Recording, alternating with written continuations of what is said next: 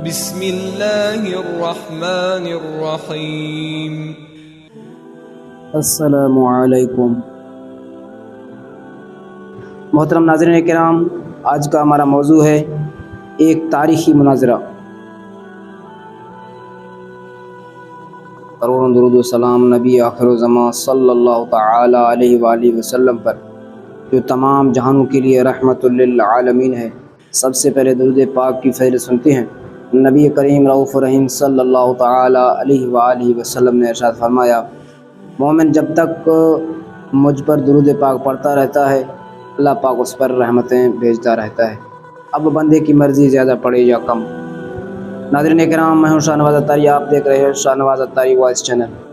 مزید اچھی ویڈیو کے لیے میرے یوٹیوب چینل کو سبسکرائب کریں اور بیل آئیکن کو دبائیں تاکہ اس طرح کے دلچسپ واقعات و بیانات آپ کو سب سے پہلے مل سکیں، اور ثواب کی نیت سے اس ویڈیو کو آگے شیئر کریں تاکہ دوسرے مسلمان بھی مستفیض ہو سکیں۔ یہ واقعہ کچھ اس طرح ہے کہ نمرود اور حضرت ابراہیم علیہ السلام کا مناظرہ ہے، جس کا رویداد قرآن مجید میں مذکور ہے۔ محترم ناظرین کرام، نمرود کون تھا؟ نمرود بڑے تنے کا بادشاہ تھا۔ سب سے پہلے اس نے اپنے سر پر تاج شاہی رکھا اور خدائی کا دعویٰ کیا۔ یہ ولد زنا اور حرامی تھا، یعنی زنا کی اولاد تھا، اور اس کی ماں نے زنا کر لیا تھا، جس سے نمرود پیدا ہوا تھا۔ کہ سلطنت کا کوئی وارث پیدا نہ ہوگا تو بادشاہت ختم ہو جائے گی، لیکن یہ حرامی لڑکا بڑا ہو کر بہت اقبال مند ہوا اور بہت بڑا بادشاہ بن گیا۔ مشہور ہے کہ پوری دنیا کی بادشاہی ہی صرف 4 ہی شخصوں کو ملی، جن میں سے 2 مومن تھے اور 2 کافر تھے۔ حضرت سلیمان علیہ السلام اور حضرت ذوالقرنین تو صاحبان ایمان تھے، اور نمرود و بخت نصر یہ دونوں کافر تھے۔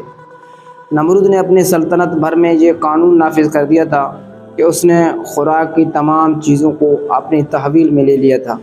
یہ صرف انہی لوگوں کو خوراک کا سامان دیا کرتا تھا جو لوگ اس کی خدائی کو تسلیم کرتے تھے۔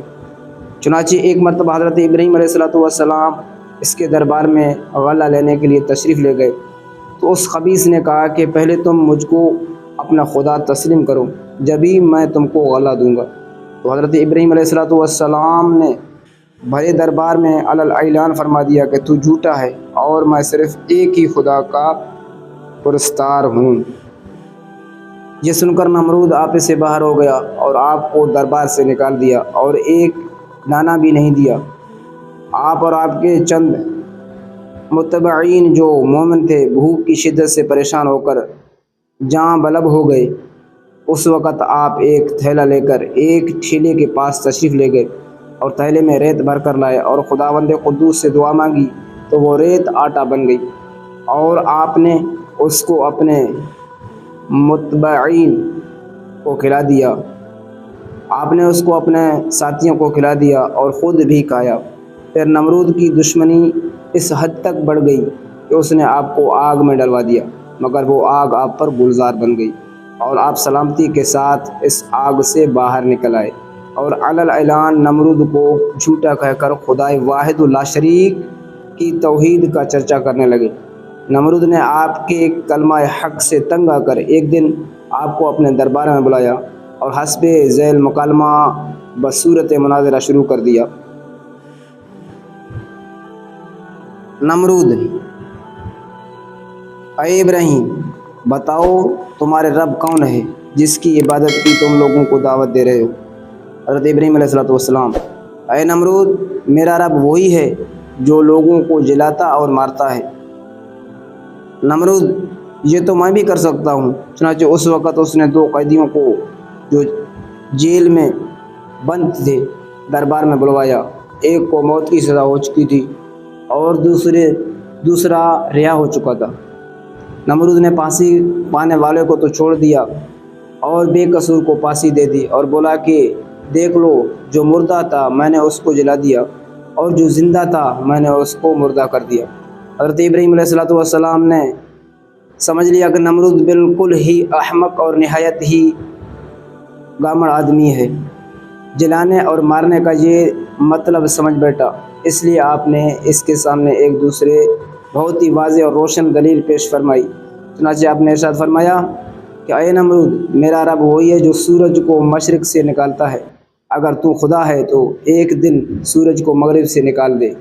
حضرت ابراہیم علیہ السلام کی یہ دلیل سن کر نمرود مبہوت و حیران رہ گیا اور کچھ بھی نہ بول سکا۔